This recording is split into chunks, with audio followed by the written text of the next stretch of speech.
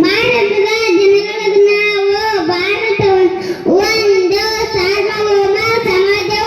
ಸರ್ವಧರ್ಮ ಸಮಭಾವದ ಪ್ರಜಾಸತ್ತಾತ್ಮಕ ಗಣರಾಜ್ಯವಾಗಿ ರಚಿಸಲು ಮತ್ತು ಅದರ ಸಮಸ್ತ ನಾಗರಿಕರಿಗೆ ಸಾಮಾಜಿಕ, ಆರ್ಥಿಕ ಮತ್ತು ರಾಜಕೀಯ ನ್ಯಾಯ, ವಿಚಾರ ಅಭಿವ್ಯಕ್ತಿ, ವಿಶ್ವಾಸ, ಧರ್ಮ ಶ್ರದ್ಧೆ, ಉಪವಾಸನ ಸ್ವಾತಂತ್ರ್ಯ, ಸ್ಥಾನಮಾನ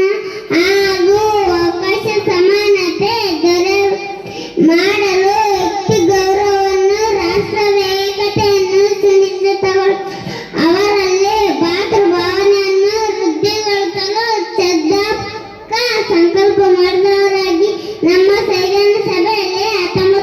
1990ನೇ ಸಭೆ ನವೆಂಬರ್ ತಿಂಗಳ 26ನೇ ತಾರೀಕಾದ ಈ ದಿವಸ ಈ ಮೂಲಕ ಈ ಸಂವಿಧಾನ ಅಂಗೀಕರಿಸಿ 15 ನಿಮಿಷ ಇರಿಸಿಕೊಂಡಿದ್ದೇನೆ.